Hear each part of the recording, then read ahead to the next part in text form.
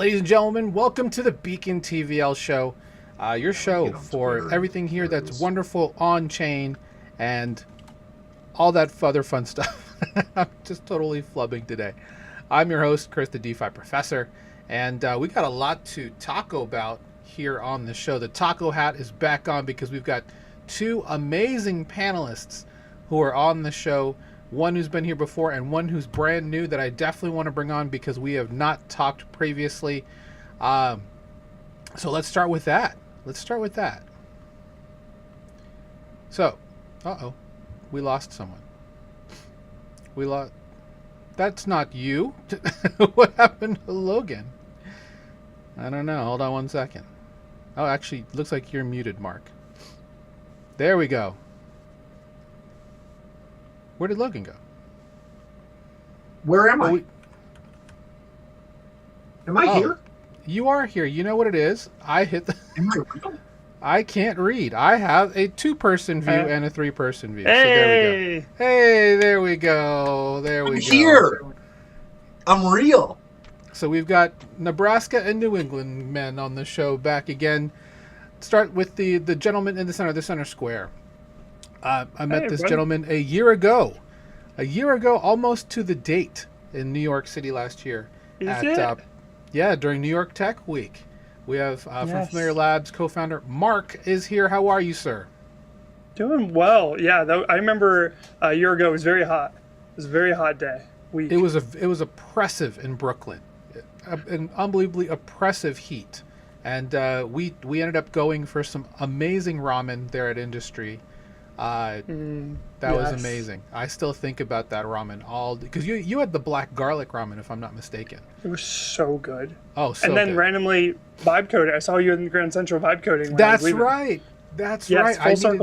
Full circle moment because I needed something to do, waiting for because I needed to host my Friday call actually for Beacon, and I needed to find internet. So I just happened to be in Grand Central because I just wanted to go there and do some content. And then I looked over, and then Bolt was holding the world's largest hackathon, and I was just for vibe coders. And I sat there. I'm like, "Do you guys have internet?" He's like, "Yeah, you can sit here and do whatever you want." I'm like, "That's amazing." And then friend of the show, Karima, she was also there. She just happened to be stopping by because she was looking to vibe code something, and then you showed up, and I was just like, wow, what a small world. So, Mark, good to see you, man. Feel free to introduce yourself to our communities real quick while I get the word out. Yeah, sure. I'm the co-founder of Familiar Labs. We're pretty early, but we're building a AI native workspace that believes that, the way we work has been built for us to be the orchestrators, and the way we could work is very different. So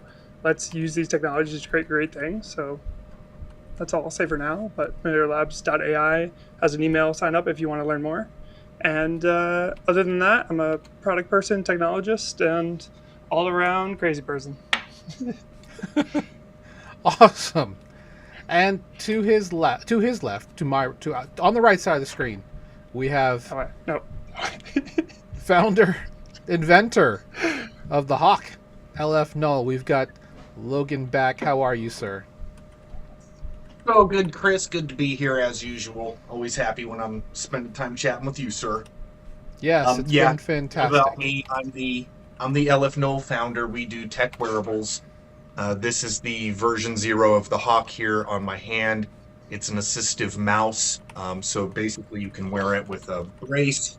If you have bad thumbs or wrist, you can still use it, but it feels like you're using a pen. It's more accurate than a mouse, and then it has more buttons than a pen. And so, yeah, we're going to kill your mouse. That's what I do.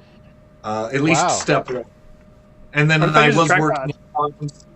was working in quantum security prior to this, doing blockchain stuff. And then I'm the president of Nebraska for Stand With Crypto, which is a political advocacy group for blockchain. I stay really busy. And then I've got some nonprofit stuff I'm diddling on the side. Is that a bad verb? I'm involved with on the side. I do not diddle nonprofits. Do you daddle? You daddle? Yeah, I didn't diddle anything, actually. Like, I don't like that verb. I don't know why I used it. I was reading too much Epstein. All right, so On that note, on that note, we do have some news to talk about. So today's show, I'll be honest, it's fairly light on blockchain news this cycle, just because really there's two big things that have really been the big news cycle for the last 7 days. The first is the SpaceX IPO, and the second is the proposed peace deal between Iran and the United States, which has sent, honestly, it's sent markets back up, right? We're seeing Bitcoin almost reclaiming 70, back down to this rangy area, but more buys coming in, whether it's through MicroStrategy, whether it's through Tom Lee, who almost owns 5% of the global ETH supply, which is crazy because he also has staked nearly 85% of it. So that's a good sign. They're making hand over fist money on that, which is good to see as well. But the market is overall seemingly starting to stabilize itself, with fair and grade back up to 25. We do get Kevin Warsh's, the new Fed chair's first talk today. Something else to kind of consider. Gentlemen, I will give you a quick second to just kind of talk about your thoughts on how you feel the market has been reacting to overall just world news, based on kind of what you've been looking at with regards to how you possibly invest in this space. We'll start with you, Mark. I'd say my thoughts are lighter, but I did notice today, and I'm wondering if you could shed some light on this, that crypto looks to be outperforming Wall Street currently. Did you see much about that? I have not, but that makes a little bit of sense. You will always hear that Bitcoin and gold obviously are the earliest correlations for that, but overall, we'll see exactly with everything going on with the IPO because of all of the liquidity suck in SpaceX. That was last week for crypto. Crypto was actually losing a bit, because of not really sure where the peace deal was going to be, if there was going to be one, how long was this conflict going to continue, but also just people starting to sell, to consolidate, to try and get into this SpaceX IPO. So now that that's done, we'll see exactly how much further this is going to go with risk markets, as well as digital assets seemingly almost back on track. Logan, what are your thoughts on continuing that thread? Well, I was spending my requisite time on Twitter this morning, as one does in this space, and I saw a tweet that really kind of resonated with me from Loshmi. I'm not sure if I'm pronouncing that correctly. Shout out to Loshmi and his lack of hair. Yeah. They said, this is the most boring crypto has been since I have been in the space. And I'm looking around and I kind of feel the same way, to be honest. I hate to say it because I've been such a general fanboy of the industry for so long, and I don't want to be Dr. Debbie Downer. But yeah, it's like, what are we working on right now? Like, there's some really cool stuff. But unfortunately, a lot of it's like, well, we got this cool crypto project. It's an AI project. And it's like, yeah, everyone's into AI. I love it too. Don't get me wrong. Literally, I'm in hardware, but in AI. So if you're doing anything in tech, you're in AI now. And it feels like it kind of AI sucked all of the air out of the room, and there's no money left for blockchain projects. We're kind of having our post. It's like when the web bubble popped and Amazon went back down and everything went back down, and there was this contraction of the market. A lot of projects are going to end up getting flushed out of this, and we're going to be left with a purer market on the other side of it. But we're in this kind of attrition phase, a little bit of a bottleneck evolutionarily for the market. It should be interesting to see what survives and comes out on the other side. And as I mentioned, I was in the quantum stuff, so I have to have my prerequisite, the sky's falling moment. And yeah, Bitcoin's going to zero. I would say there's probably about 15 safe projects. So we're really going to see in the next year or two an absolute, again, evolutionary bottleneck. I think it is the two words that keep coming to my head. And so I'm seeing that. Logan, let me ask you something here. So, I think Wall Street stopped speculating on cryptocurrencies, and instead it's moving more like there's government bonds, right? There's options, and the government's formalizing more and more different aspects of crypto. How does that tie into what you're saying, if at all? That is kind of interesting. Especially talking about that coming from Nebraska, where we have Telcoin in the state. They have the first U.S. approved, federal government approved stablecoin backed by U.S. bonds, I want to say. I need to double check it. It might be treasuries, but yeah, I need to double check into exactly how they're backing that. But it's really fascinating, and so I do see a collision of that space. Coming back to what we were originally saying, it's like why is blockchain and cryptocurrencies outperforming the stock market? That actually terrifies me ever so slightly. It's like because traditional investors see cryptocurrency as a safe haven, right? They still kind of have this thing in their head. Whether it's true or not is up for debate.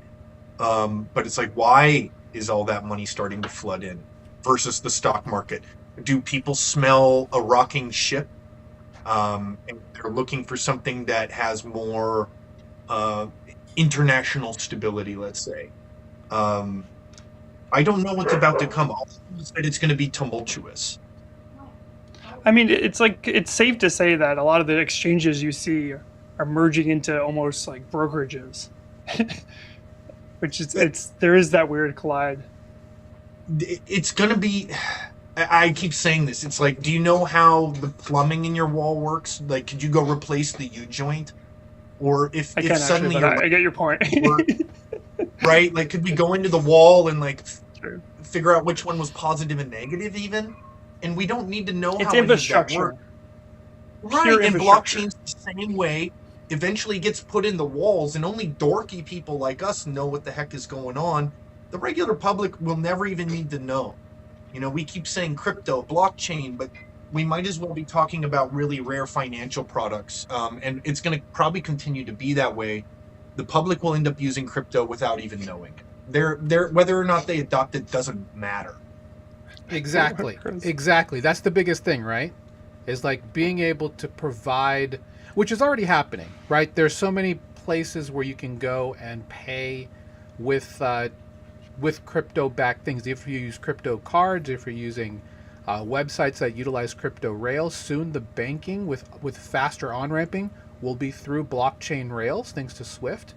So most of what we're going to see will be obfuscated multiple layers from the user, and that's the way it should be, right? Because as we've talked about on the show, AI agents are going to be the new user experience. I think we're going to be moving into that area just because we're in a stage where we need to stop all of the human errors, not only in this space but in every industry. And I think AI agents will kind of be that adoption inflection point for multiple experiences moving forward. You'll still need the human touch, of course, but I think people will at some point be more trusting of the idea that there's a human somewhere in the loop, but it won't be where they're actually putting in any type of sensitive information, any payments, or anything with regards, I guess, to fulfillment at some point, right? I was talking to someone who works at Amazon locally, and the amount of robots that they use, not only to move packages around the gigantic arena of a warehouse that they have, but also for picking and fulfilling products.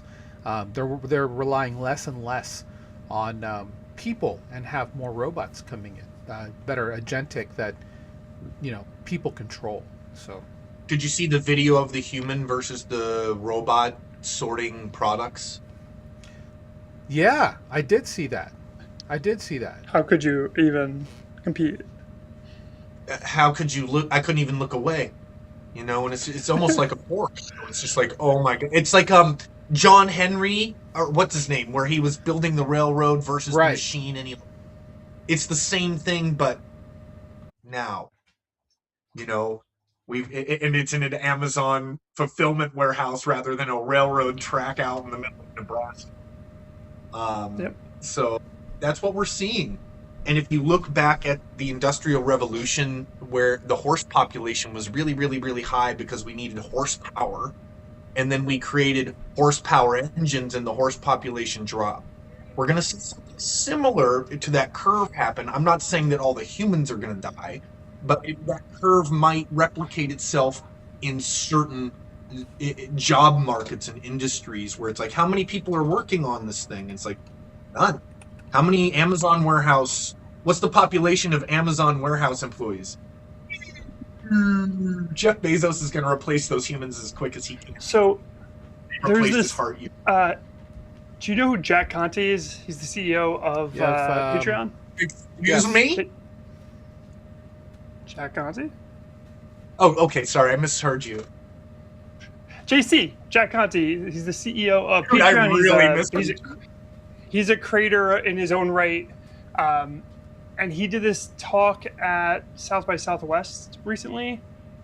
Highly recommend checking out.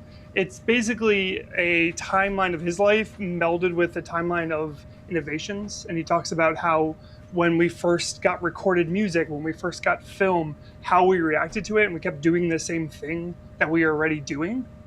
And then somebody came along and started doing something different and really embodying that medium. And I think that's what we're waiting for with AI. I think that's starting already. I mean, AI is too infra for that. I don't know that will work. But that's the type of thing that I... CONTI. Gotcha! Oh my god, I really misheard you. CONTE. There's an E in there. Is there? Yes. Okay. Well, Mark, I must say you look a lot like Jack. Yeah, I think you only like him because you look the same. Is it because I have short hair and a hat on? Like, well, no, like with the beard, you really do resemble Jack. You really do. Like you could go on. Jack has a good beard. Jack has a good beard. I don't know that my beard is as good as Jack's. You could start singing, and I would be like, "That's the guy from Pomplamoose for sure." It would take 90 minutes. In 90 minutes, you could have a Conti beard. You should have told me I put the hat on. You know, I mean, the sweatshirt on. I keep the hat on. Next time, have Jack Conti on your show, Chris. That would be amazing. Like, hey, his talks are amazing. And then I'll have you guys side by side. I'm like, why do I have the same guy on the show? That's kind of crazy. It's crazy. I will double down though and say check out his 2026 South by Southwest. He's brilliant video because it really is a great one. I think it's just called A Conversation with Jack Conte. I don't think it has any special name to it. Awesome. Well, guys, I'm gonna bring us back to the show for a second. Want to say shout out to Philippine Blockchain Week. For those who are following me there, I unfortunately cannot make it there this year. Let them know ahead of time. But if you're going to be in Manila, in Pasay, check out the SMX Convention Center. They should have roughly between 10 to 15,000 people attending the premier Southeast Asian blockchain event that's going on there. So it should be a really good time. Hoping to make it there next year, and want to shout out to the group for helping, just being so gracious in inviting me out there for this year. But next year, definitely want to make my way out there next year. Pivot to another really big thing that happened. This is in Illinois. Governor J.B. Pritzker has put through something. He signed it, actually.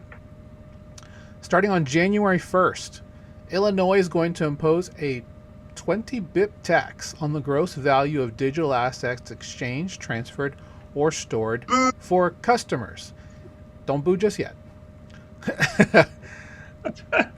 The craziest part is, and I don't know how pro-bank this is in some way, but if you use a traditional custodian, a brokerage account, or anything, they take nothing. But if it's a digital asset, meaning it's like Bitcoin, or I don't know if a stable coin is going to be a thing. Now, with that said, this is bullish for, I guess you could say, the adoption of digital assets, because states individually are willing to tax every transaction that you have with them. You can interpret that a couple of different ways. But interestingly enough, this will probably cause a lot of people to not live in the state of Illinois. With that said, DeFi fixes this to a degree, because with regards to decentralized finance and self-custody, no one country owns your assets. So don't hold your assets on any type of exchange that Illinois can touch, which is very few. And so, in a way, I don't know exactly what this act is going to do. Also, if you're going to be paying for goods in the state of Illinois, you may want to not use a card that is tied to a crypto account, whether it be crypto.com, whether it be like a MetaMask card, a Coinbase Visa, anything like that, just for the potential of not getting hit with that 0.2% thing. Now, someone did mention if you happen to move $14 billion from a wallet to a multi-sig, this would be like $280 million in tax that you would have to pay. Illinois, I don't understand how they would even claim to be able to take that money. That's an interesting example as well. But anyway, I'll throw it back to you guys. One thing I looked up one piece of this, and they claim your primary IP address or primary data indicates Illinois, as well as mailing address and physical location. Again, super hard to prove, but very interesting that that's the policy, like written policy for the trigger. Yeah, and Logan, we're a country of precedent, right? So I'm going to let you loose in a second, but we're a country of precedent, and precedent is going to be very interesting moving forward because this is signed into law, meaning that something's going to happen to either repeal or enhance this in a different way. So, just from both of our common background in trying to work with legislatures at the state level, how does this is some interesting discourse that you need to have with companies that are interested in blockchain transactions. Now, specifically within the state of Illinois, Stand With Crypto president in Illinois is probably having a conniption fit over the fact that they actually signed this into law. I'm going to have to go talk to them, actually, because this is this is exactly what we've been pushing against with the Clarity Act at the federal level. And so it's really, really frustrating to see this. This is the type of sabotage that we keep seeing coming from the U.S. government. And when you go to use certain exchanges, on-ramp and off-ramp, Chris, you're like, well, you can still use DeFi. It's like, yeah, but they kneecapped you. Both knees, the on-ramping and the off-ramping. If you want to turn your DeFi into dollars or your dollars into DeFi, they're going to bridge troll you to death. And that seems to be the strategy, and that absolutely infuriates me. It puts United States at the top of a list with other countries like North Korea, South Sudan, Iran. Like, we're on the list with the shithole countries financially. What the fuck? Pardon my French, but this is garbage. This is anti-American, illegal stuff. We should be absolutely ripping it off the wall. We should not stand for this. It's anti-American. It's anti-freedom.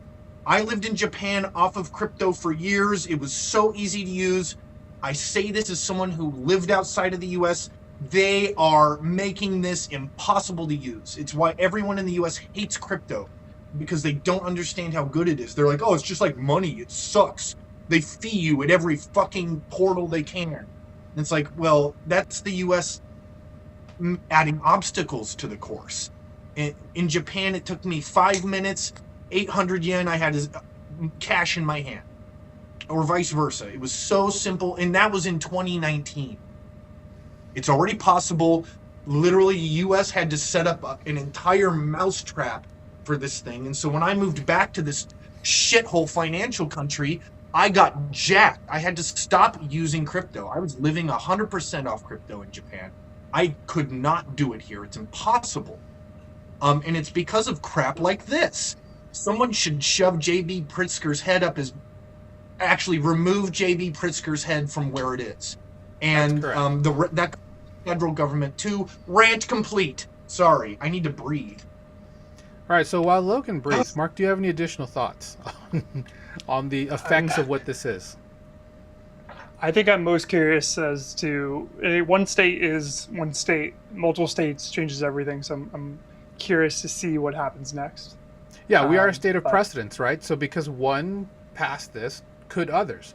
With that said, Missouri, which is right close to our state, is like one of the most financially free that are out there because they passed zero capital gains on any investments, retroactive to the beginning of last year. So They have all of the things that, frankly, most blue states want. They have I recreational. would love some of that good news. If anyone knows about any states doing anything positive other than Wyoming, please drop that in the comments and I'll go check it out. I've been looking at a lot of negative stuff recently, so if anyone has good positive news from their state, please share it.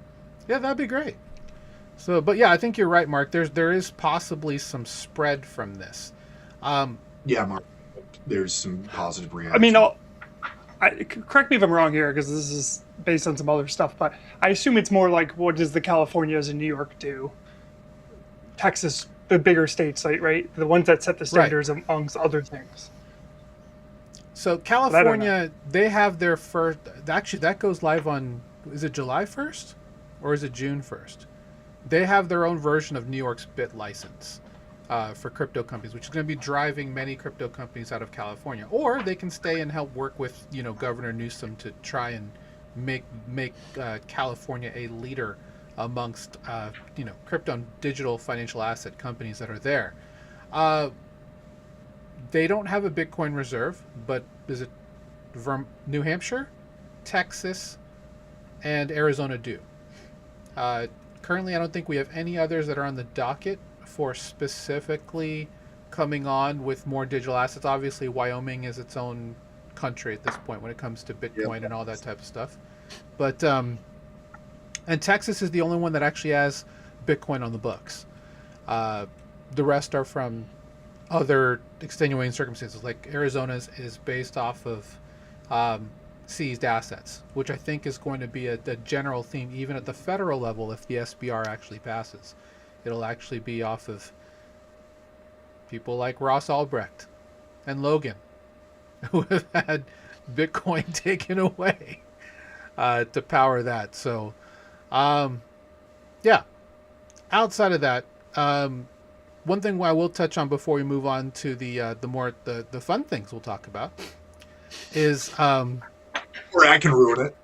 No, you're fine. You're fine. I'm happy you spoke up because it's actually very important. Come on here, I'm like, the sky's falling, Bitcoin's going to zero. I sold all my crypto because of quantum. I feel like I come in here with like a rain cloud over me. No, apologies, every Chris Soriano fan. No, don't apologize for passion. Exactly. Thank you. Even if it's a bit on the intense side. But yeah, carry on. That's what passion is. Again, you're very passionate. This stuff infuriates me. Like, I hate that the left. I say this as someone who used to be very active in the Democrat Party. The left wing has a very terrible relationship with tech right now. There's a strange narrative where it's like, we hate data centers, we hate crypto, we hate AI, and all of that stuff is a right-wing political deal. And I see this politicization. What's the word? You get the idea. Politicization. The word you're trying to say. Yeah, I see that happening, and it really concerns me. I don't like that a lot of the left-wing politicians aren't really listening to people. I've tried to reach out to a few to no success and say, hey, this stuff isn't against you. And there are Democrats who, use this technology. Actually, if you look at the group of people in Nebraska, it's evenly split. Democrats, Republicans, Independents are equally represented in the population and stand with crypto. It's nonpartisan. But for whatever reason, the left is just really focused on making this a partisan issue. And I don't get it. If anyone can explain that to me, please do. I get it. I like hugging trees too, but I can still build things out of circuits. It's not either or. It's not a Miyazaki movie from Japan, guys. We can have tech and trees. It's a false dichotomy. Rant complete again.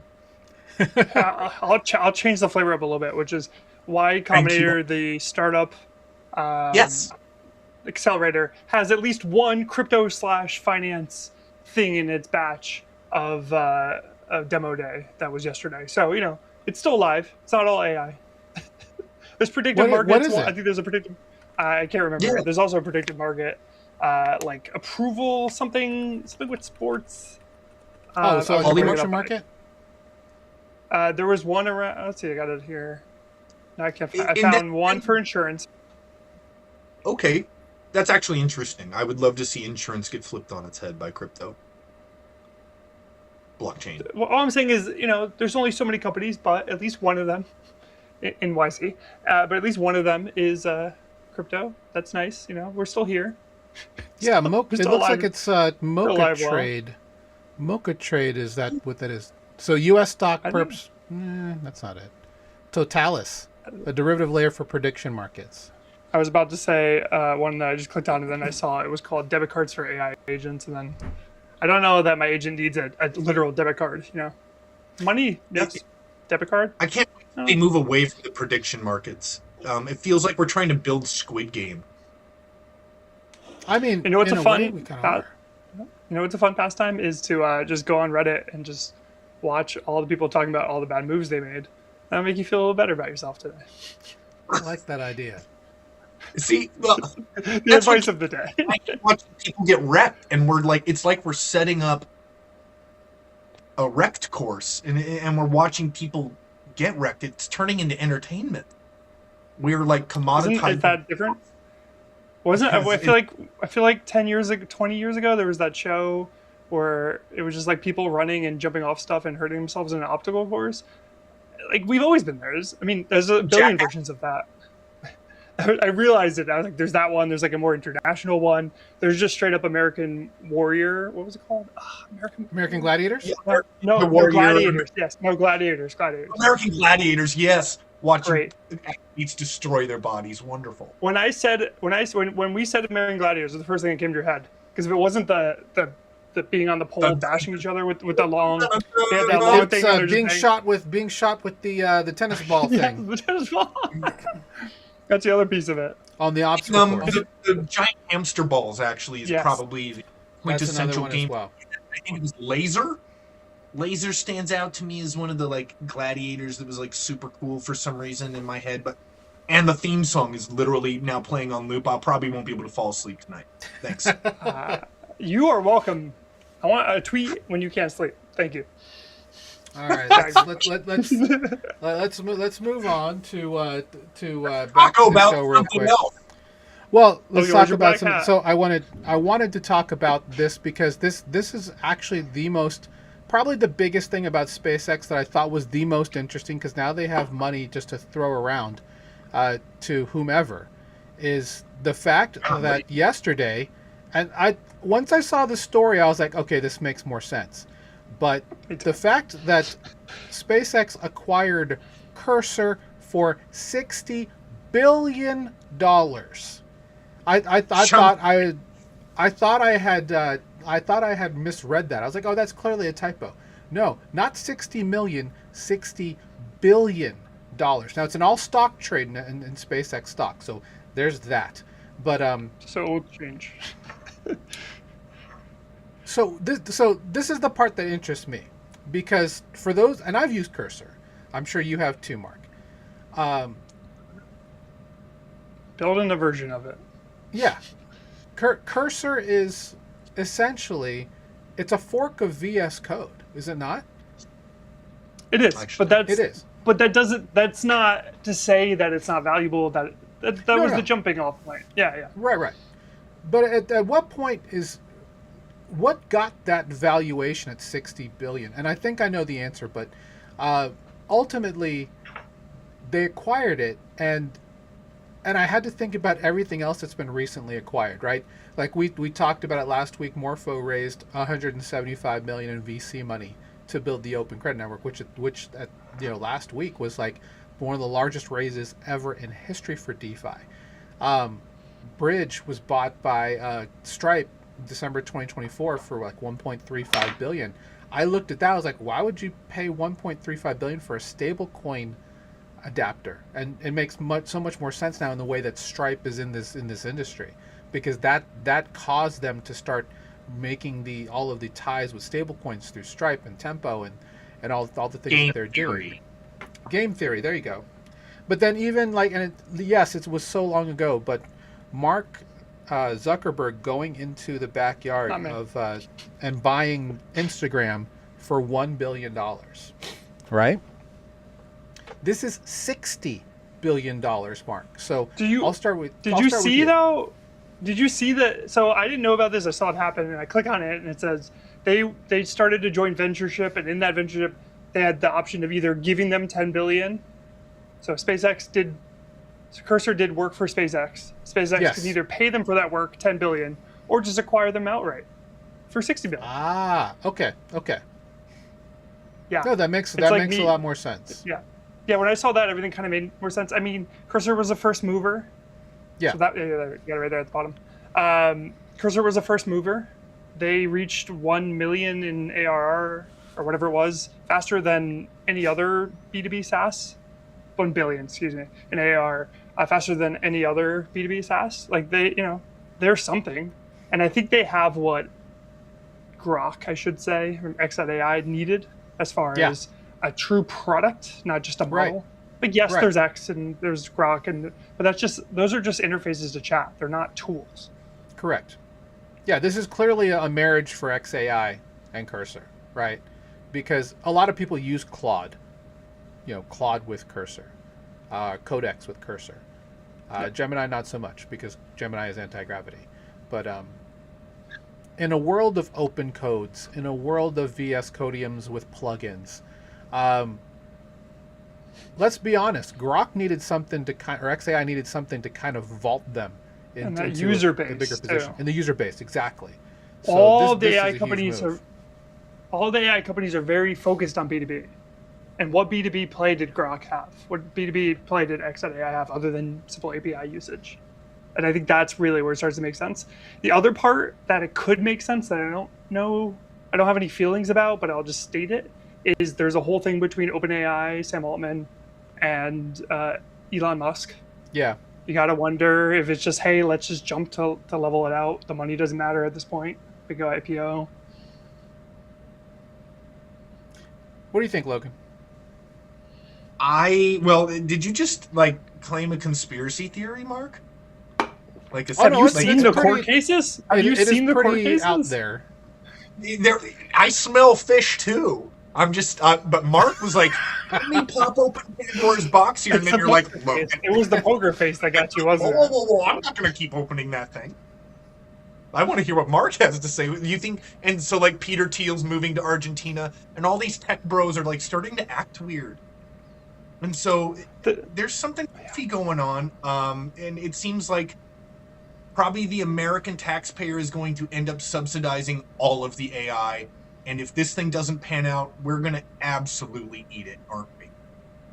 I mean, who's paying for all the AI right now? It's all the investors. They need to actualize their investments. IPOs will do that, but then what? Yep. But then what? But then what, right? I mean, Elon got cleared with the IPO for SpaceX but he also has space. And all that. There's more to it than just AI. Yeah, right? of course. This is too big to fail all over again. Yeah. I don't know. I smell too big to fail. If you want my honest opinion, on the long, macro time scale, or even not macro, the mid time scale, this is another too big to fail waiting to happen where there's so much money in this thing. And if China just undercuts us or God, there's so many scenarios where this could just blow up in our faces. Sorry. Please take the ball here. No, there's the one thing that you just threw into my head is the fact that the way individuals and companies pay for AI is changing, right? We're not, there's the pay $20 a month, pay $200 a month and get all of this usage, get $500 worth of usage. The model is shifting. And if you look at Fable, there was a short time where that was true, but then it's pay per usage only. It's becoming the electric bill. It's pure usage based. It's electricity. Now we need to normalize it. I talk to people, they say, we can't predict how much our company's going to use. It's so much up and down. There's no tools out there to do that. People are cutting down, right? They're all backing out. Companies are saying, hey, less. It reminds me of when cell phones went from selling minutes to selling data. No, it's true. The only problem with the minute, there's only 1 minute in a minute. And so that they had to they're selling now? Do you know what they're selling now? They're selling the whole network. It's MVNO. MVNOs, mobile virtual network operators. So you get the Mint Mobiles and the Popcorn and whoever else. Visible, reselling the network stuff, as if they're AWS. So there's a direct beeline from minutes to we're just selling the whole service as infrastructure. We're going to watch giants fall over the next couple of years here and watch industries completely be forced to reinvent themselves, kind of across the board. It's exciting and terrifying in equal measure to me, but it's a great time to get rich. I know that sounds terribly greedy. It's true, though. Or it's a good time to lose everything. It's one of the streets moments, it sounds like. You know what's a good analog? I can't remember the show, but there's a new tech show that came out on AMC of all places. Do you guys know what I'm talking about? I would have to look it up. But there's the show. Okay, so there's a show that did come out called *Halt and Catch Fire*. It's very old. If you've never saw *Halt and Catch Fire*, please watch it. Watch it a million times. Very good show. That's like set in the 80s, very like people doing what they could have, like alongside all the Apples and AOLs. And then there's a show called *The Audacity*, where that just came out, April 2026. And it's just about like how, for lack of a better description, it's about how absurd and wild tech CEOs are. And it's just like, just look at the shows that they're making and what they made. And that's like a great analog to where we are in tech. Logan, you're shaking your head, so yes. I've been studying tech founders and hardware founders recently, so I've been watching documentaries and reading and just trying to absorb as much as I can, because I want to I want to be them, but at the same time I want to avoid some of the character pitfalls that have consumed so many of them. Steve Jobs was full of regrets when he died. Despite the amazing visionary contributions, he was kind of an a-hole. And then you've got the guys who made BlackBerry that are pretty interesting. Just absolute goofballs that got steered correctly by kind of a hard-nosed CEO. But a lot of these guys are sort of crazy. I think my favorite is John McAfee. I don't know how familiar you guys are with his biography. Is he alive or is he not alive? We don't know. He had his robot body created years ago. I would like to believe. But yeah, that guy was basically like Rick from Rick and Morty. He more or less treated life like it was a video game and he was going to break all the rules and use all the cheat codes, and died on a boat in the middle of the Caribbean with a bunch of cocaine hookers on or something, or in a Venezuelan jail, maybe. That's not what Google says. It says, how did he die? Jail in Spain. it says 2 prisons. It says Brains 2 prison, Spain, which is the name of a place. Sorry, it froze a little bit there. What was that again? It's a prison in Spain. Oh, that's not a good way to go. I mean, if you're going for like an interesting life story and autobiography, maybe, but I don't know. I'd like to end on a lighter note. And so, as I was saying, I'm studying these people so that I don't have to succumb to their pitfalls. But I love tech founders. They are some of the quirkiest people on the planet, and probably people who were underestimated until they got done building what they were building. And so that's really cool to me. I just like those people. We can't all be John Conte. That's true. Right? I shared that John Conte video down in the tweets. If anyone is watching on Twitter or come to Twitter, you can come see what he's talking about. Great video. Well, you mean Jack Conte, not John Conte. One of the Contes. JC. Not Jesus Christ, Jack Conte. What would Jack Conte do? See, that's how to be a founder right there. There we go. That's how to be a founder. That's my next video for study. Well, let's go on and move on so we can get to the fun product part, because Father's Day is coming up on Sunday. And speaking of things that you can get, if you're a developer, if you're a blockchain person, if you're trading, we were talking about, we go from buying data now to literally buying infrastructure. Mark, I think you made a great point there. So, interestingly enough, 3 weeks ago at this point, NVIDIA came out with the Spark, which was, a much beefier version of their Grace Blackwell chip. All in one, very Mac Silicon, very Apple Silicon-like. 128 gigabytes. The problem is it's like $46.99 for a basic, for the old DGX Spark. the Halo, I think this is the AI, yeah, the AI Halo. I believe this comes in. You can find one if you go like third party market as cheap as I think $1,400 for something that could possibly be on the same level. No, it's not bad. So with regards to being able to have one of these in your home, right? This is supposed to be like their way to combat both capitalism and the anti The monopolization hyperscaler, of yeah, the anti intelligence. hyperscaler data center group, right? Because now you can just have the data center in your home, essentially, by having these here. We also talked about span, a group, something that's only going to Pulte group holders right now. That allows you to have that $2,300 box bolted onto the side of your HVAC pad on the outside of your home to also have a your utilities and stuff paid for. Nothing like that here, but there's options now where data centers are going to move from large campuses to literally in every neighborhood that's around. You pair that with the idea that possibly Elon goes crazy with solar again, and the whole idea that we just need 10 square miles to power the entire country with solar, which is what he talked about 6 years ago now.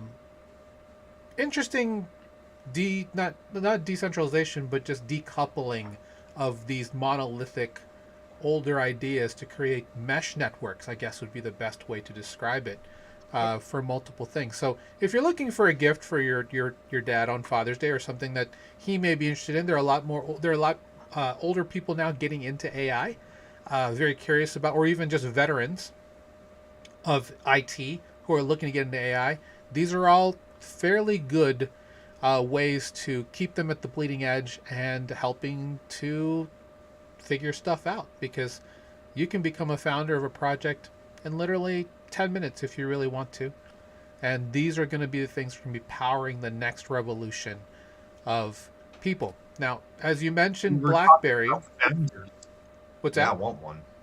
You were talking about founders. I'd love to have an AI CEO run on one of those. Like everyone could have a little agent that helps them run their company and make sure that they don't make any stupid mistakes. Like, I'm dying for something like that, Chris. There's an agent company that's doing that. We're building. Yeah. Well, Mark can talk about that in just a little bit, but there's a company that has nothing but AI employees except for the COO, who's human. So that's an interesting way to look at it. You mentioned BlackBerry, and I don't know if you guys have seen this because I'm a huge tech nerd, but Mr. Mobile, shout out to Michael Fisher, worked with Kevin, one of the original BlackBerry founders, to create Clicks. Clicks is two things. Clicks is a piece of tech that actually it's a keyboard case for most iPhones. They're bringing the buttons back. They're actually really good buttons because they're the BlackBerry I hear great buttons. Things. Yeah, I don't know that I need buttons, but I hear great things. So a lot of people have seen both the case as well as this new Power Map product that's here, the Power Keyboard. And basically the way that it works is it's a MagSafe case that fits under your phone, and you can just slide your phone up to get an actual keyboard. Plus, it has the fun thing with the last generation of BlackBerries had, where you can actually use the keyboard as a mouse to move your cursor around. That part's cool. That's the keyboard cases and the Power Map here, but the communicator is really what they're pushing right now, which is, in essence, the BlackBerry, right? The BlackBerry is making its way back into this world. It doesn't. I don't think it actually does a whole lot of anything outside of just chat and email, much like, the BlackBerry did. But yeah, from $199 for the specific base model, it's not going to be out till Q3, I believe. But this could be something you could reserve for Dad right now, which would be a fun little thing. Personally, my thumbs are terrible, and that's why I like Logan's Hawk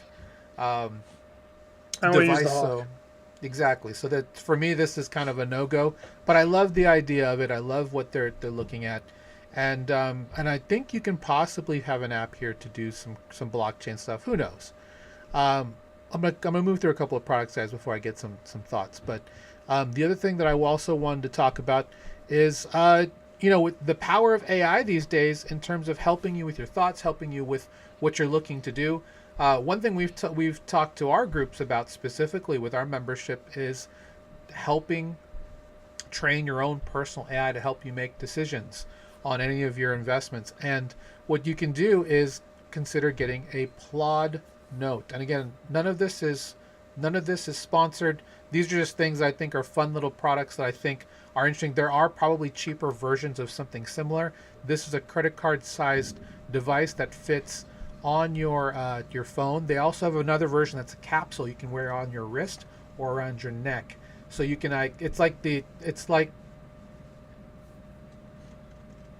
basically it's the new, what do you call those little tape recorders that you would bring to a lecture, and then it actually records all that. A dictation device, correct. Thank you. I have to disclaim that I owned one of these and returned it. Tell me your thoughts, because I'm curious about it. I love the idea of it. Yep. Wanted something that wasn't my phone so I didn't get distracted. There were just a lot of features. The way it worked wasn't optimal. It was a lot of effort to get stuff out of it. Okay. I didn't enjoy having it around. And there's an app called Granola that you could download on your phone. It works great on the computer too, but you could download your phone and it could just record everything, give you pure transcripts, no audio, no crazy things, and it's a lot cheaper than $160 because it's free. No, that's great. I'm glad you said that. I mean, because there's also other things you can use. Whisperflow, right? Whisperflow, a really great product you can buy. That the actual software that fits on your phone, you can use. Plaid also has one too. Exactly. Yeah. So doesn't Plaid have a pendant as well? You go to shop devices, isn't there a pendant as well? Yeah, that's the one I was talking about, the little capsule. Oh, yeah. The Note Pen is what it's called. Yep. I call it a Note Pen. Ooh, there's an S. Okay, we're going off of Samsung naming. Exactly.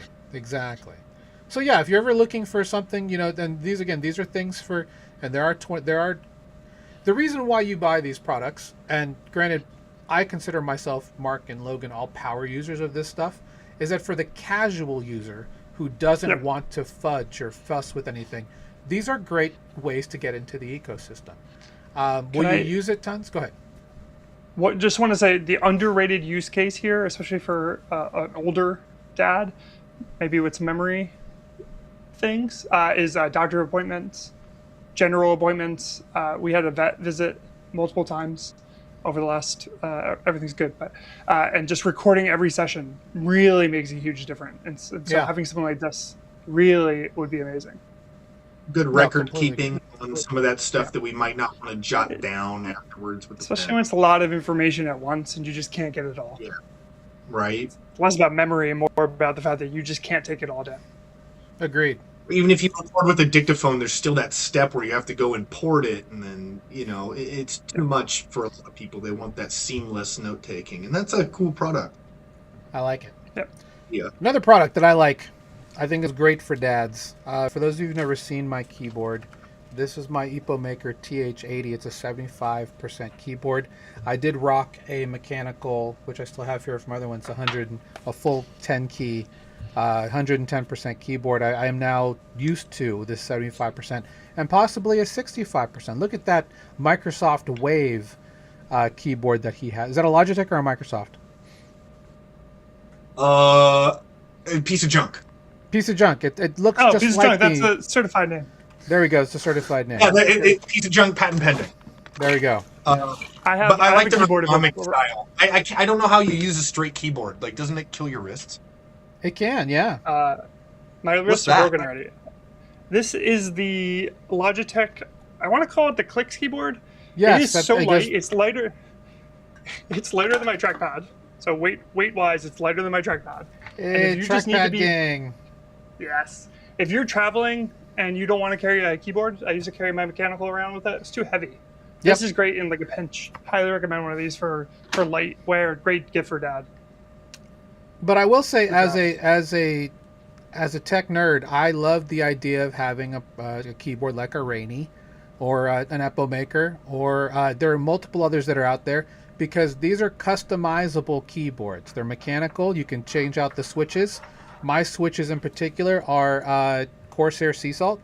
so you really can't. I don't know if you can hear me typing, but I'm.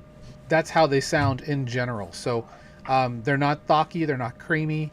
They're very silent, and you can actually customize the experience. So that's why I love the idea of having a customizable keyboard. You can actually remove layers, you can add layers, you can put. I've seen people do everything to help make their keyboard heavier. Yeah, you know what I'm talking about. The stuff that's out there for that. So if you're looking for something like that, that would be interesting. That would be another great gift for dads, specifically if they're an investor or a tech head. Having a good keyboard can be very helpful for stuff like that. Another one that I see a lot of crypto bros wearing that I love is the Meta Ray-Ban glasses. Now, there are other ones like Rokids, others. I'm just featuring them here today. But there's something about, and there's a couple of blockchain projects, I don't remember them by name, that are actually building some really interesting open source apps for the Meta framework. I should have put the framework laptop up here too. Damn. Speaking of framework. Is it like every time I walk, I get another token? Is that how it works? Something like that. That would be cool if that was the case. It's probably recording world models, just record everything. Exactly. So, granted, I know from a doomer situation, Logan, this may not be the best product for most people, but for casual dads, they might be curious. I want one that's better than Chris. I do wearable. I completely agree. I also owned one of these and returned it. Yeah, see, I don't want one of these. I want one that's better.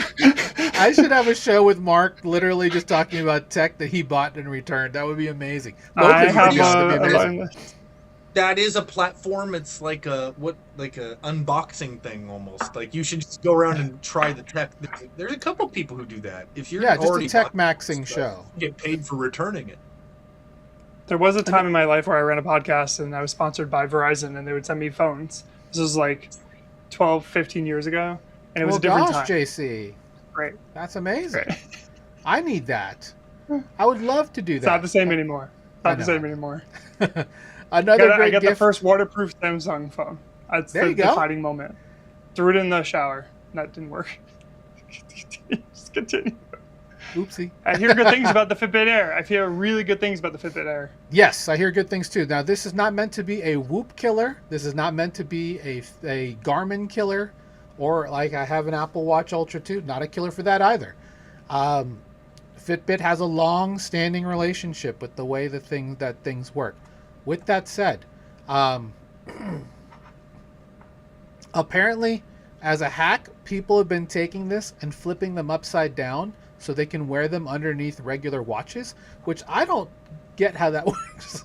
Why? But that way they don't have to wear multiple things on a wrist. But what do you mean? Wait. What do you mean? Why don't you understand it? No, I mean, I do. But I just don't you want people to know that you are? I mean, to me, when I see people wearing a Whoop or something like this, I'm like, oh, cool. They're. It's almost a conversation. Status symbol. Not a status symbol, but just like an indicator, like, oh, this person is really taking their fitness seriously, right? So that's a conversation starter for me sometimes. That's a symbol, though. It's so that other people know that you take your fitness seriously. Maybe some people are embarrassed for some reason. I don't know. Like it's almost like that is weird. It's an anti-status symbol, where it's like people are going to judge him. It's all the benefit. Dorky it's shoes. Just all the benefit. All the benefit, and you get Stephen Curry. You get Stephen Curry with that. I do like the look and the color choices they've made. I think it's a very smart design. I'm glad they didn't use this at all. Like that's wonderful. Here's another way to think about it. Pretend you have a watch you love, but you wish it was smart. Yes, that's true. You could wear this. I want all my smart. Smart everything. I also have a bone to pick because it is a Whoop killer, or at least a Whoop competitor at the very least. It's a Whoop competitor, right? And I think that the biggest point that I've noticed, because frankly, I thought I would be using this more specifically for fitness. I haven't used it for fitness for anything really. It's just there to help me tell time and eventually let me know when my wife is trying to call me. But that's really about it. Which is, it's fine. It is what it is. But what's cool about I'm this sure she appreciates is it. I don't answer half the time, so she doesn't. But not my fault. That's an Apple problem. But yeah. So what's interesting about this is that there's no screen to this, right? Same with the Whoop. Uh, One thing I've learned about fitness trackers is once you get one, it's the consistency that matters, right? So yes, it may be wrong by a little bit, but at least you know what that margin of error is with that device. Which one's the best one? It's hard to say because they're going to give you different numbers regardless. Some people like what the Fitbit Air provides as opposed to Whoop because Whoop is all about recovery, and you have a recovery score and stuff like that. Whereas Fitbit Air has a little bit of a different kind of scale to that. So, but it's not a bad idea if you're looking to get something for Dad just to kind of try. I love that they have different. I think my headphones just died. Let me put in my in-ears. But While you do that, one thing I'll say over buying the Fitbit for your dad over the Whoop is that the Whoop is only a subscription, so you get the device for free, and then you're Yes. paying forever. Once you stop paying, the device is dead. Whereas this, if you buy the device for $100 and you don't pay the subscription, you still have a functional device, albeit limited. So when you're giving a gift to someone, you don't want to burden them with a subscription that they're forced to use. Sometimes it's something worth being aware of. Don't buy your loved one a vendor lock. And that's what it's Yes. called, a vendor lock, where you have to keep paying for it, and you can't use anything else. I remember one year my sister got my dad a cell phone, and my dad just wasn't ready for the tech, and he ended up needing to pay like $1,000 cancellation fee. It was the worst gift ever. So yeah, don't get your dad anything with vendor lock, please. From all middle-aged men everywhere, I'll put that. At least if you're going to pay, at least limit the subscription or pay for some of it. Function without. the important part is that you can opt out of the data telemetry on this. So just as a reminder, because remember, Google is still a services company. They're still an advertising company. So yes, your data, while somewhat anonymized, will be used to train and make products better. So. With that said, yeah, Whoop killer to a degree because, let's be honest, Google's AI and ability to help predict and help provide insight is probably way better than Whoop's will be long term because they are a leader in AI. So at $99, it's not bad. Yeah, if you're serious about buying them, there's a lot of people on YouTube that wore both of them for like a week plus. Yep. And have really good opinions that I don't have.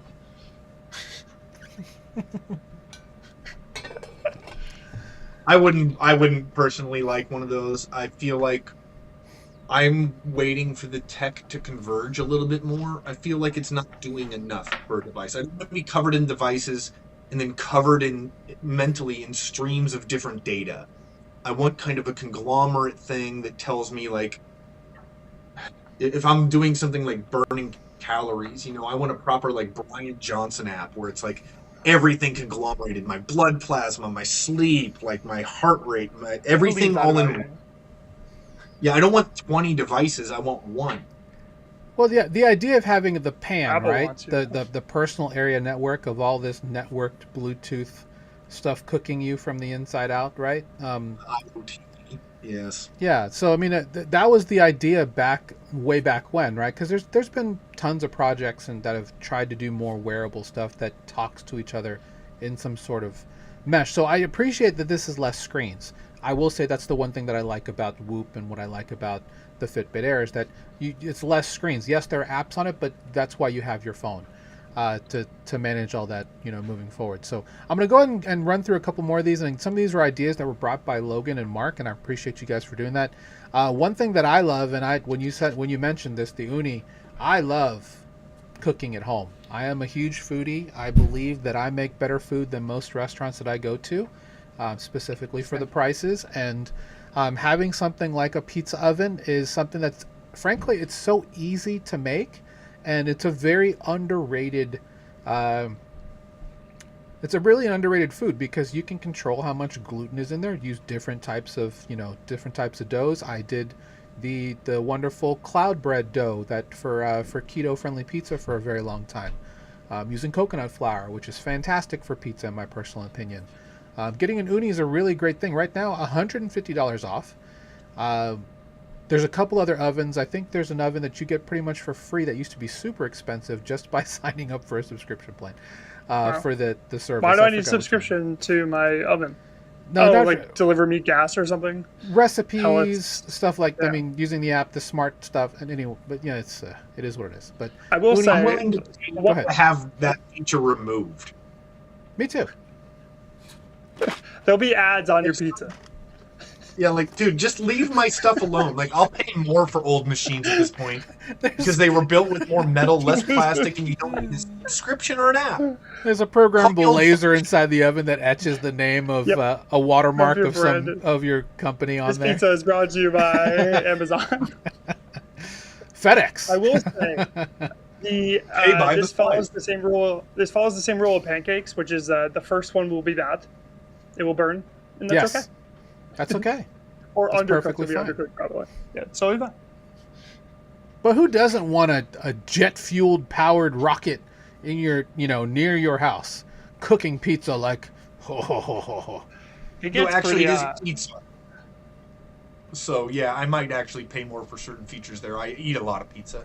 Yeah, I mean, I've seen people build out of like cinder blocks and like terracotta their own type of pizza oven, which I think is also really cool. If you're tight on money, great gift for dad. Build a pizza oven. Do it by hand. Nothing says I love you like a hand-built brick pizza oven. Yes. Now, another thing that's... your dad, you're a bad kid. Oh, stop that. I'll be happy that I tell you what, as a dad of 3 wonderful daughters, the best thing that they can always do for me is something that's handmade. Because my daughters they're creatives, they're brilliant, they're so unbelievably artistic with what the way they approach life, the way the things that they just make things, and I love when they make me handmade cards or just leave me little notes on my desk from time to time. It's the sweetest thing.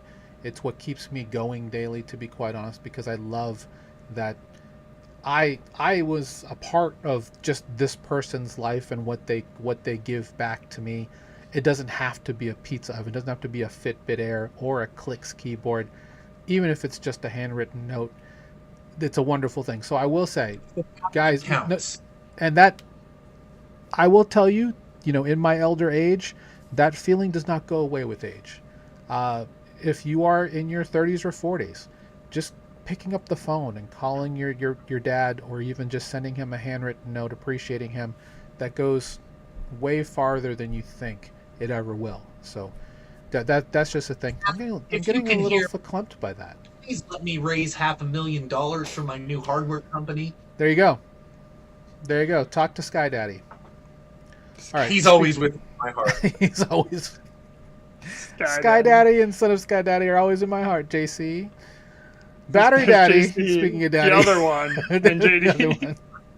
The other daddy. This is the most underrated gift on the list. Let's go. It is. Let me tell you how much of a pain in the ass it is to organize batteries after I buy them in bulk from either Amazon, Costco, or fulfillment store. I've been a butthead about every item on this list, but this is one I cannot butthead about, Chris. I would totally kill.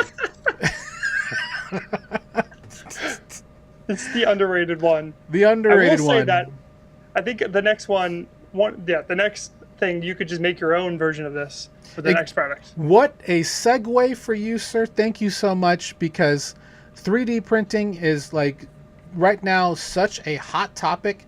It was hot 3 years ago, but it is really hot right now. A lot of people are curious, if you're gonna get a 3D printer for dad, what's the one to get? For me, for my money, for things that I've been looking at, I would actually go not with the P2S, but with the newer one. Where's the newer one? Not the A series. The basic. It's the X. Well, for those of you who don't know anything about 3D H2C, there's budgets. There's budgets there. Bamboo printers are going to be probably one of the entry-level printers that people would be interested in looking at, particularly if dad doesn't have a background in 3D printing. This is something that would be considered entry-level. What's wonderful about Bamboo is that they have the full vertical. I got H2D, which is a little bit overkill for someone that doesn't know what they're doing, or or really cares. But I put 50 hours on that printer in the first week, modeled nothing, and never went to a computer to print anything. Everything was from my Yes, phone. you can do it from your Print, phone. That's the go, main reason. move on. Yep. Handy. The best thing I printed is a thing that vents my dishwasher. And I tell you, a lot of people are really upset about how Bamboo is kind of what they've ecosystemed the space, right? Yes, Because they're locking things down. they're locking Very big things in the down. news. They're making it very almost like Keurig, right? DRM type stuff, where the whole spirit of 3D printing was that you could actually mod your machine, make it about things that you can upgrade for years, like another great printer, which is the Prusa printer, and also Creality's printers are also very good for what they're making there. Like the K2 Pro is quite good actually for what it does, or is it the Plus? I think it's the Plus is the one I would To your get. point, though, is that a Star Trek logo on the side of the K2? Yeah, it is. No, I'm sure it- everybody it said. looks like it, but it That's a needs bad. That's a. yeah. I that could- will say the Prusas are like literally. Like, I have a Prusa here, and I upgraded it from the Mark II to the Mark III, 3 Plus or whatever it was. And these pieces are 3D printed. When you pull Yes. like those orange pieces off, they are Yep. 3D printed. That's not true on the other printers. Correct. Yeah, and in fact, the best much. way to mod your Prusa is to 3D print new parts for it. So, and To your point, like Yeah. first thing I did when I got the H2D was print some bins to capture all the waste, organize some stuff like tool organization. the It's the just what poop, you the do. poop catcher. Yep, I didn't want Well, to you say it, just but that's it. something simple, right? And so you start pumping out a few boxes just to see how the darn thing works, and it actually turns out being real convenient. I think you trying can to get look away for with the thing. A1. I feel like an A1 will get, especially with the combo. An So- A1 with an AMS or a combo is going to get you really far for someone who doesn't know what they're doing. The P series is like the entry baseline series. The H series is a little bit more higher end. And I think the X is between the P and the H. Yeah, I will tell you that the P2S combo for $699 is a fantastic deal because you get the filament holders, or rather the management system, the AMS, which allows you to have multicolored prints. What I like about having a P series as opposed to an A series is, personally for me, I think it's good to be able to capture the exhaust and not have that go through your home. So that's why having the closed bed I think is a better idea.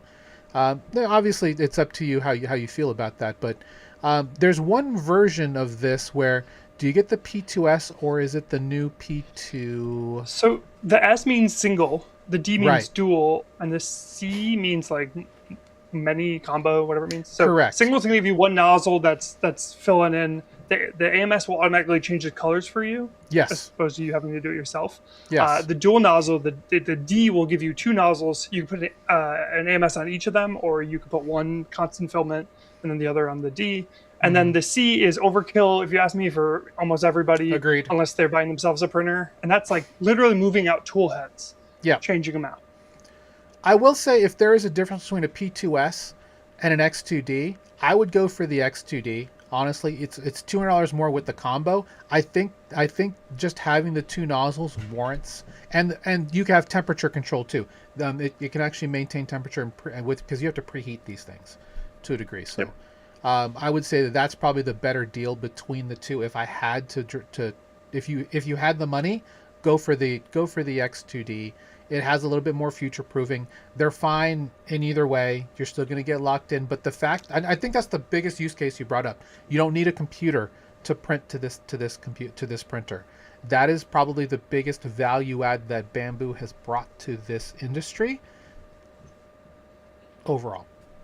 I think one thing I'll note is that the H series has the ability to add a laser. It's not a super high grade. It's not going to do anything amazing, as well as a cutter. So Yes. in the H series, you can do plotting. So you have a pen and it's going around and it's drawing. You can also cut. So that's like one add-on, and then there's a laser. There's a 10 watt and a 40 watt. 40 is like weirdly close to 10 for something like this. But it actually changes out the glass. You can upgrade later, and you can etch into wood and plastic. Not plastic. Wood and other materials as well. I know some That's people are pretty like cool. trying to figure out, what does this do with DeFi? It doesn't really. But some of my favorite pieces of Wait, swag are from 3D printed things. I could Um, tie it back to I'll DeFi go ahead and really make an quick sure if you you argument want. if you'd like. I can make an Here's my argument why tie this back is to related.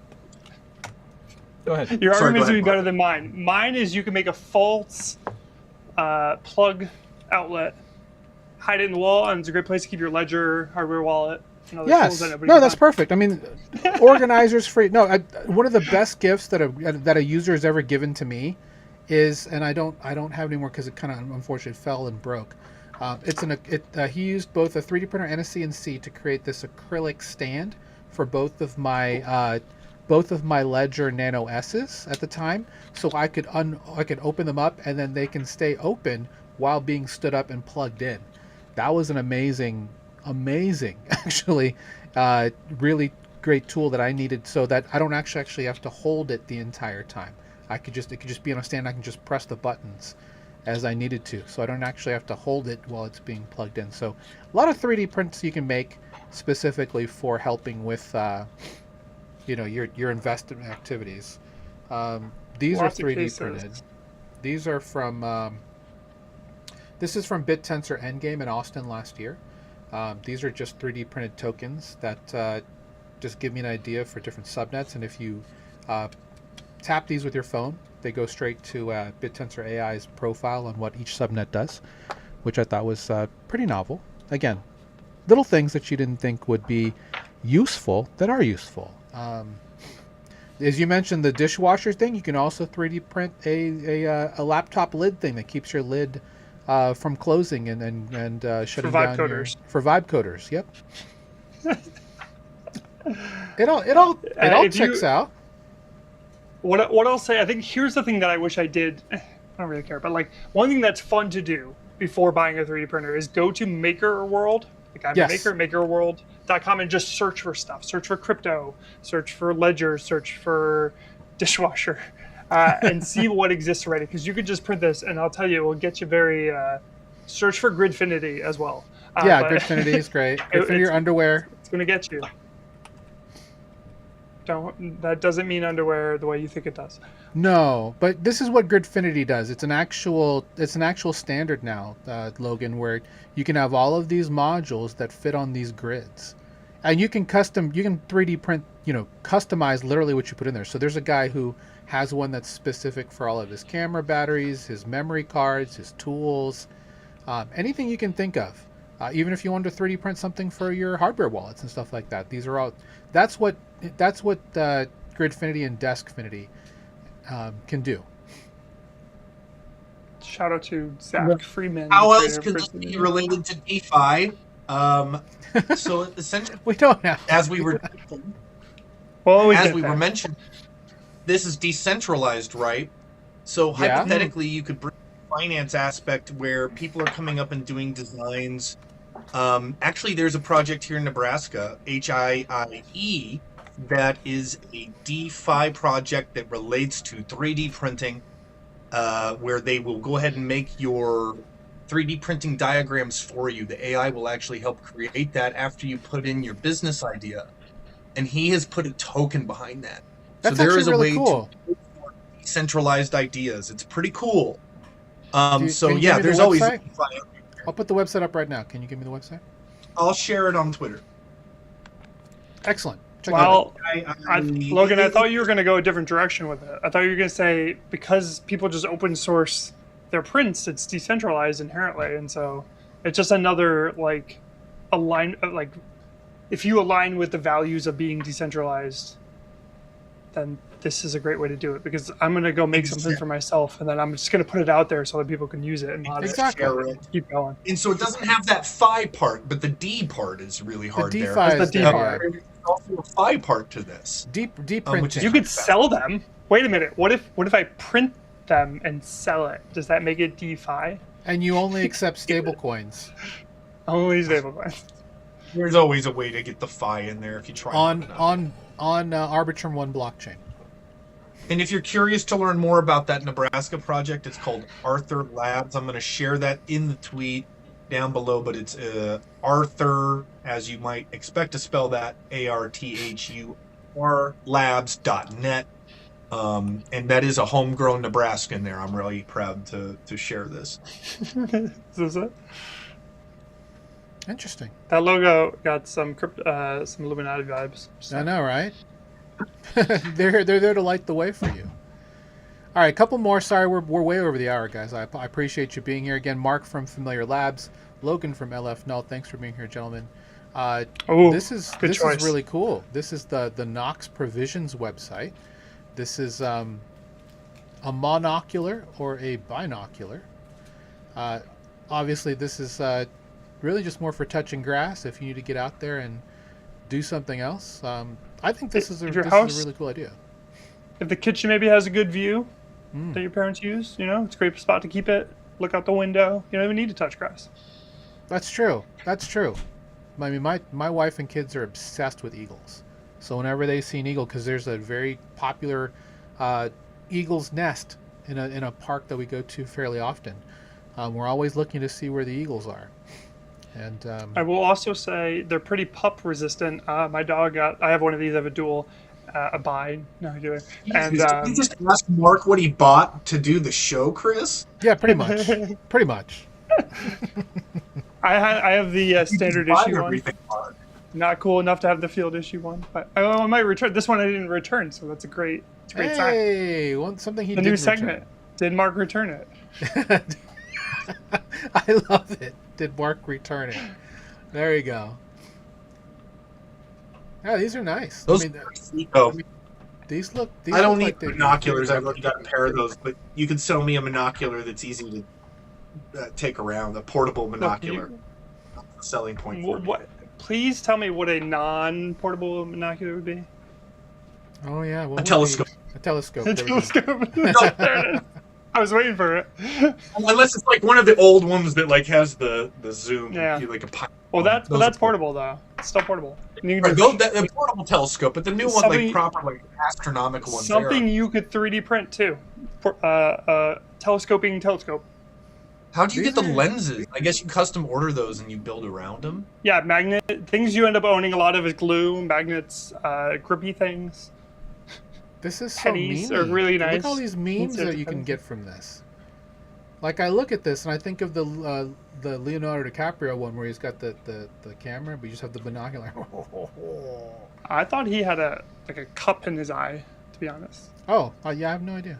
Like that's. It looks like it. No, in the photo, yeah. Oh, yeah, that's fair. He looks like he's trying to look through he's trying to find what's at the bottom of his Stanley. That's what that is. That's it. There it is. There it is. He's like, I there's something at the bottom of my Stanley. I don't know exactly what it is. Let me hold. All right. These are fun. Oh yeah. It's not something I own. That's from my list. Yes, this is from Logan. The bug salt gun is this is good for I don't know if this is safe for cats. Is this safe for cats? Is your cat okay with this? Shoot your cat? No, I'm just saying, what if collateral damage? You like slip and you're like, ah. Then you should never be around a gun in the first place. Because if you're just like, fly. I'm in Nebraska. We got a lot of bugs. We do. You know what the real art of someone who can zap bugs is someone who can clap to get them. That's true. I got my Bruce Lee Miyagi with the chopsticks. Yeah, it's like wing is up here and clapping is like a little further down. We've got a raised what is that? Like a big roof. Like I can't reach up that high, so the bugs will fly around in the raised ceiling area. What a great image! What a great image! That's amazing. This is from the original Lampoon Vacation. That's excellent. You can just watch. You can just sit down on the chair, watch that with your dad. Great go. Oh, good. There is a push safety. That's what I was worried about. Wow, 70 shots out of one. I mean, yeah, you don't want to put someone's eye out with a bunch of salt. Youch. Because not only does that hurt, it burns at the same time. Oh, would not be super fun. Do they sell salt? Is that what they're saying? It's just looks like it's non-toxic ammo. Nice. I wonder if there's a way to make it toxic. I don't know. You know what would be interesting if you could just put if you could put cat litter inside of this, because those would be high humidity and they clump really hard. Anyway, I'm thinking way too much about it. Is that how this works? It clumps the salt. Is that how this works? I'm assuming that's how it works. There's a cool ninja weapon. They used to empty out an eggshell and then fill it with lime, crushed glass, and chili pepper, and then crush the egg in their hand and throw it in people's eyes. You can more or less create the same mixture for this to create like a really basic self-defense thing, which would be totally pointless. I mean, go to my other gift, which is a self-reloading crossbow. It has a laser. Who doesn't need a laser? Oh, it uses CO2. That is not bad. 69. I don't think this is a bad deal. This is a great gift. That's not bad. That's not bad. Join the NDA. I'm sorry. I have to say the bug assault is my number one go-to here. All right. See, so my printer, my mind has been shifted by printers, and I'm like, you just get some TPU and you print a. I was gonna say, can you 3D print me one, Mark? I would say Pet G, right? Even Pet G. No, you want the top to be TPU, and then you want the arm to be. Fair enough. Well, let's go to the last thing because we've been here way too long. This is fun. Talking about toys. What happened? Where's mine? I don't know where mine went. Wait, which one? Didn't return it. Oh, okay. There it is. The Flipper Zero. Okay, so it's got the Mark 2 thumbs up of approval, folks. It's dead. It's been dead for a while. So what does that mean? If you got a tech daddy though, like Mark thumbed up this. Dad's not going to return this one. It's true. I will say this is the ultimate tool to help get you better with operational security, because if you get yoinked by one of these, that's on you, in my personal opinion. So. Mark, go ahead and introduce what the Flipper Zero does. It is a pen test tool, yep. Which is basically a way to say it is a way to try to hack in the whitest hat version possible yourself to do things. But realistically, what it does is it allows you to read RFID, send out radio signals, GOI pins, those like little pin things that you like tap, and some other stuff to emulate and play back various signals. There are pins on it. You can do more. You could open up your...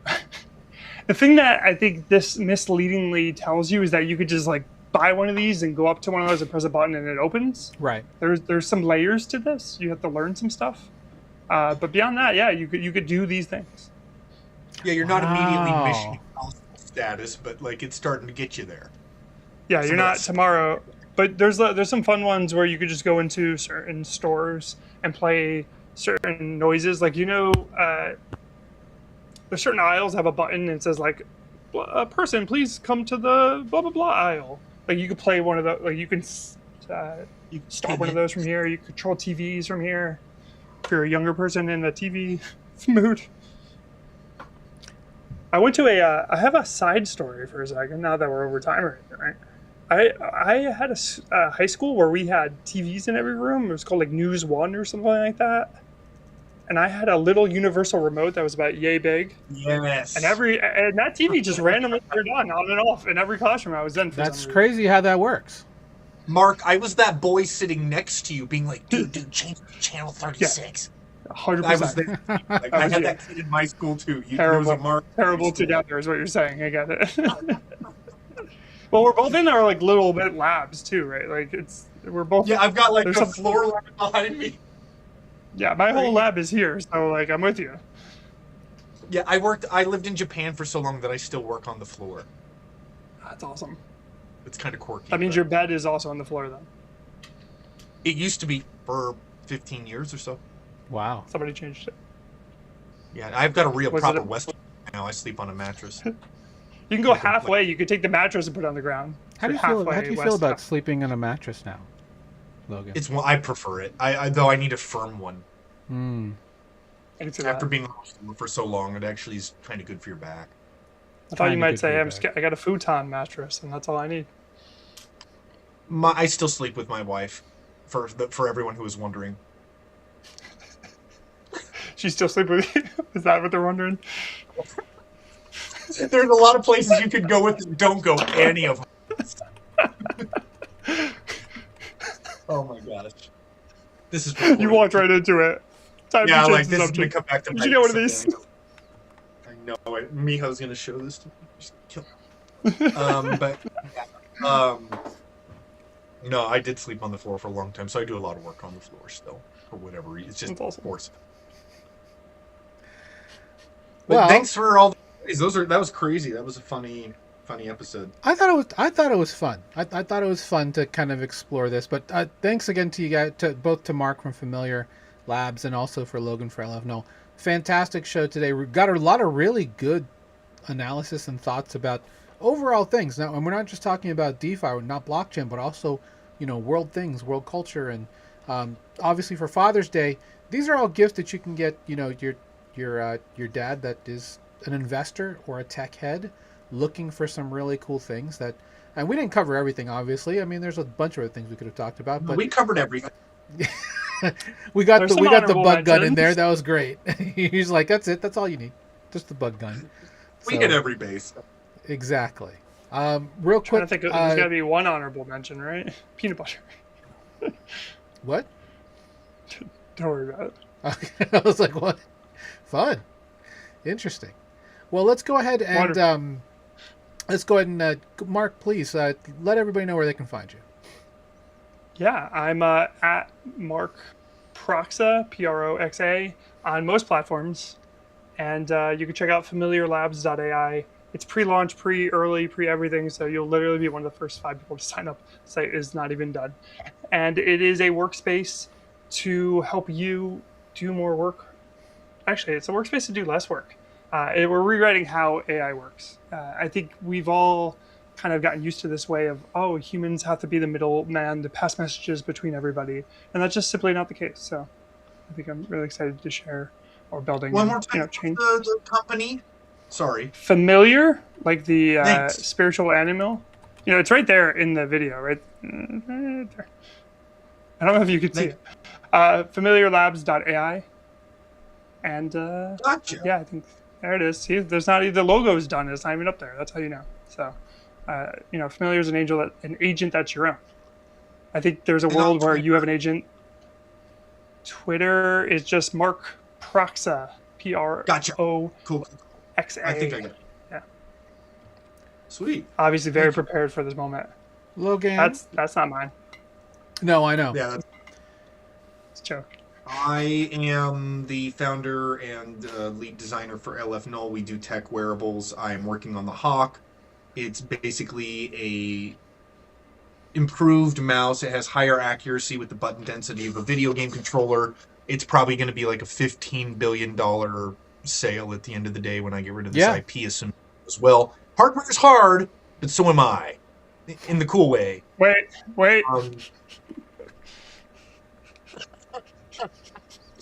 Primo, Logan, that's a gem. I'll say that later. But yeah, we've got a smart hat in the works as well. That's cool. But LF Null focuses on the tech wearables. Hawk should hopefully be out by the end of the month. Right hand, left hand by the end of July. We're applying to grants and is the left hand harder? Now. We've already raised almost $250,000. I'm trying to get more because I want to build Tony. I want to be Tony Stark. I want to or Batman with living parents. Well, I think we can work together. We can just do it together. You could be the hardware. I'll have the software. We already have everything we need. Oh my gosh! Did we just become best friends? Is it one of these just moments? Lock in like that one Schwarzenegger meme? It's like Macho Man and Hulk Hogan, the mega powers. Yeah. Oh yeah! We're gonna build some stuff. Yeah. I'm excited for the hat. I'm not to say I'm not excited for the glove, but I'm very excited for the hat. The hat's cool. There's already some smart hats that came out, but I've got a couple sensors and features on mine that are not included in those smart hats. And they're using AI to decode the EEGs that are on the hat. And it's like, yeah, you kind of walk the dog by the tail. I've got a couple ways to do this. I have a psychology and neuroscience background. So fortunately, I know some people I can reach out to, and I have the scientific chops to actually get some of this stuff done on the smart hat. Smart glove first. I need that money. And so if I go in and just run you got to work your way up the arm, Right? Yeah, we go up. Like there's a business model. Move toward Can Can I change the topic? Is on topic, but Yeah. not about you. Which is, I just miss Google Glass. Can I just say that? I know there are a lot of glass holes. I know there was a weird timing of it. No, but I do too. Specs came out. What's it called? Snapchat, Spectacle, whatever. Yeah. Huge glass. They're huge. They're crazy. They look like Meta Ray-Bans. We solved this a long time ago. All I need is a little, like, no, they don't. They look like Meta Ray-Bans by when you're like blind and you need those really dark glasses. Yeah, like the Dollar Tree version. Yeah. Like you're going snowboarding. Yeah. There we go. But I mean, we had the perfect little like thing over your eye. Maybe it could be a little stylish. Put it into glasses, sure. Just I'm gonna bring back the monocle and make it cool again. Please do. That's what I'm at. That's what I wanted. You read through the lines. Wearable monocles coming out. We're gonna take over the world. Everyone's gonna have a monocle by 2029. You'll see. I can't believe you have all these awesome products and you don't have a printer. I can't wait to see what you do with a printer. I just can't wait to see it. That's like the craziest part, right? Now that he has a printer, it's like I'm just curious to see what he's going to build because I'm gonna make a 3D printer that makes 3D printers that builds factories that build factories. Then you'll really all see. I'm gonna make. And then your last name will be Bezos. There we go. Right. I'm gonna make a Jeff Bezos that makes Jeff Bezoses. That's a real meta. Yeah, like Love we're it. going Let's hard go. here at LF. No, we don't. That's we crazy. shoot down the moon. And we're going to have a DAO. We're going to have a DAO with a token. And Actually, a DAO is actually one of my IPs. I it. realized I have to stop talking about it. yes. It's unfortunate, but Yes. there's a privacy aspect to it and something quite a bit bigger. I'm not even allowed to talk about some of the IP we have anymore because the U.S. government is hostile towards Stop talking. privacy builders. And so Stop talking. aside from that, I'm shutting my mouth on. I remind me, I have someone I need to introduce you to. That We sounds need to great. talk after the show. There's a couple things we are going to talk after the show. I'll send you a message. Well, guys, thanks for being with us today. If you liked what you heard, please check us out at the mothership here at Beacon DeFi at school.com/beacon. Oops, what did I just do? School. Oh man, Chris. I was trying. Oh, you know what? I hit the wrong I. There we go. School.com/beacon. This is our free site. Sign up. Go to our Start Here post to get a message from myself and our co-founder Andrew. Just to tell you more about what it means to be native in decentralized finance and blockchain investing.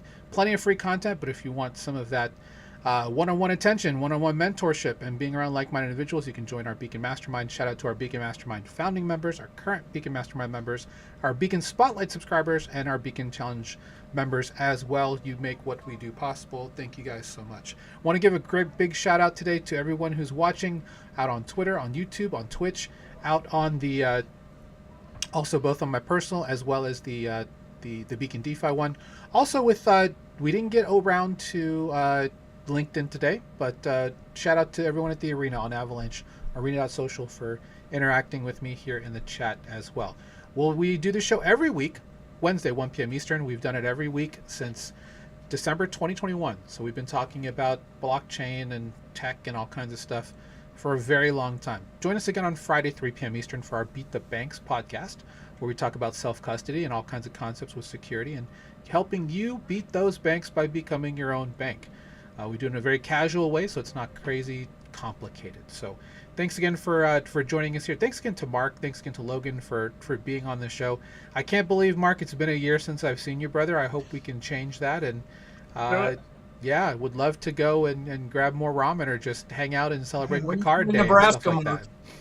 Yeah, you're in up this way. Come this way. We're happy to hang out with you and host you. There's two of us, only you. That's true. That is the truth. We'll take you to Henry Dorley and talk DeFi. There you I don't really think we want to talk DeFi to Henry Dorley. If we're gonna all go destination and meet up, can we go somewhere like, beachy? Not Nebraska. I don't. Somewhere not a city. Oh, I mean, we Maybe. have a very interesting beach called Lake McConaughey. It's a white sand. I was man-made thinking lake. like It's gigantic. I was thinking like Portugal. Oh, Something, I don't know. okay. Very crypto friendly. I see. Puerto Go out to Rico? Lisbon. We go down to Lisbon. Okay. It's not really that Does warm seem more there at exotic all, than but Nebraska. it's not that good example. I meant their islands down further Alpha I Africa, see. whose We names will- are escaping me. We'll have to figure that part out, but we'll figure it out at some point. Let me When get we my do a live first, show, we can do a my live next show. There. $500,000 raised. There and we then go. we can start. Then you're love it. flying us out, is what I heard. Cool. Yes, that's what Logan That's is right. saying. I'm having That's an what LF he's null saying. party. Let's Yes, go. an LF null party. I love it. Actually, seriously, I will. If I can do Nebraska. what I'm trying to do in 12 months, I'm buying Nebraska.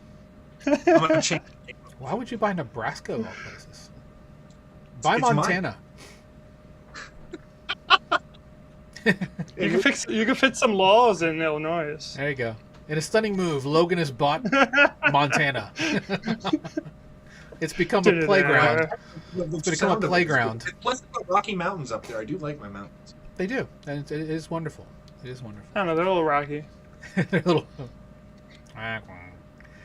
Well, to Dad everybody jokes. out there who's a dad, thanks to that dad Remember to joke. embrace them. Remember, yeah, call your dad, write dad a note. Call your dad. But embrace the dad jokes. This is the time. Absolutely. Just for anybody who's watching on my personal side, I normally stream as a Father's Day tradition, so I'm not sure what I'm going to be streaming this year. Generally, it's gaming, but it could be something else. I think I did cooking and reactions last. I don't remember. It's been a minute, but regardless, you can check me out on my socials for that. So, thanks everyone for joining us. Thanks again to Mark and Logan for a really fun time. It turned out to be a really fun show. So, we'll see you next week with another great panel talking about all the great news to educate you, our dear users, in the world of on-chain finance. We'll see you next week. With that said, we see you here on the show all the time. Beacons up, banks down. Take care, everybody. We'll see you next week. Don't go anywhere, guys. There you go. 25 modes. Yeah.